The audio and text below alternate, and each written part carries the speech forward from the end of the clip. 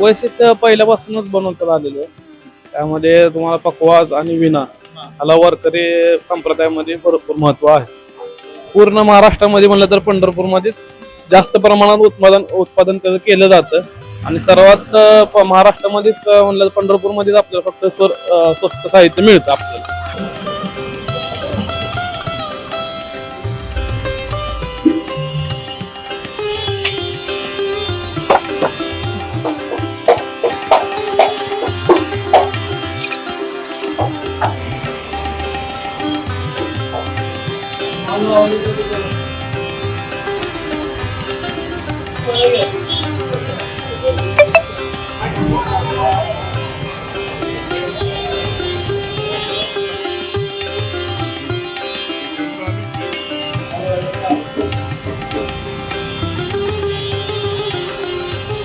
महाराष्ट्राला वारकरी संप्रदायाची मोठी परंपरा आहे आणि या वारकरी संप्रदायामध्ये भजन कीर्तन यामध्ये जे साहित्य वापरलं जातं ते साहित्य पंढरपूरमधील काही घराणे जे आहेत ते पारंपरिक पद्धतीने बनवतात.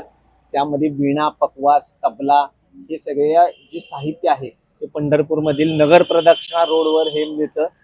जे आषाढी वारीमध्ये याची भरपूर उलाढाल होते आणि लाखो रुपयांची उलाढाल होते. हे जे कारागीर आहेत ते बरेच दिवस ह्या साहित्यांची निर्मितीमध्ये लागलेले आहेत आणि त्याच्यामध्ये जे कीर्तन आणि भजन आहे ते अत्यंत सुंदर पद्धतीने जे वारकरी सादर करतात, म्हणजे त्याच्यामध्ये ह्या साहित्याची साथ असते.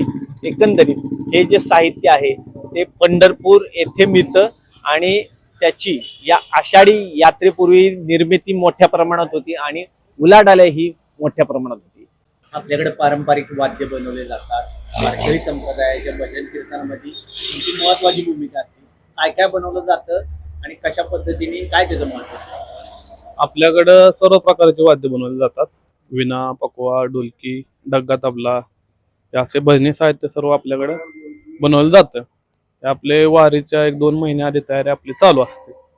2 महिन्यापासून आपली तयारी चालू असते जोरात वारीच्या ह्याच्यावर.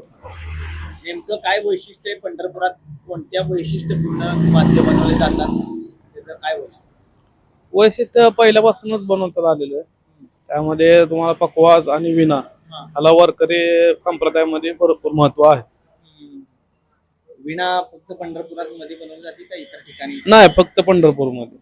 आणि विशेष म्हणजे पंढरपूर शिवाय पूर्ण महाराष्ट्रामध्ये म्हणलं तर पंढरपूरमध्येच जास्त प्रमाणात उत्पादन त्याचं केलं जातं आणि सर्वात महाराष्ट्रामध्येच म्हणलं तर पंढरपूरमध्येच आपल्याला फक्त स्वस्त साहित्य मिळतं आपल्याला. त्याचं बेसिक मटेरियल कुठून मिळतं, कसं बनवतात, किती उलाढाल होते? उलाढाल तर आता जसं चालू तसं आता वरच्या दिवस उलाढाल कमी होत चाललेली आहे. हा, प्रत्येक वारीला सेल असा कमी होत चाललेला आहे. म्हणाला असं काय एवढं नाही. आणि किती बनवणारे कारागीर आहेत, किती लोकांच्या ह्याच्यावर कमीत कमी एक 30-35 कुटुंबाचं चालतं. मायापाशी कमीत कमी 10 ते 12 कारागीर आहेत. त्यांचा त्यावर उदरनिर्वाह होतो. हे कमीत कमी ह्याला लागणारं मटेरियल 7 ते 8 राज्यातून येतं आपल्याला वेगवेगळ्या साईडने. उत्तर प्रदेश असू द्या, सगळ्यात जास्त आपल्याला उत्तर प्रदेशमधून येतं आणि बाकीचं चमडा वगैरे जे लागतं ते आपल्या महाराष्ट्रामध्येच तयार होतं. व्हिडिओ जर्नलिस्ट गणेश मामुनी सोबत वीरेंद्र सिंह उत्पात, न्यूज 18 लोकमत, पंढरपूर.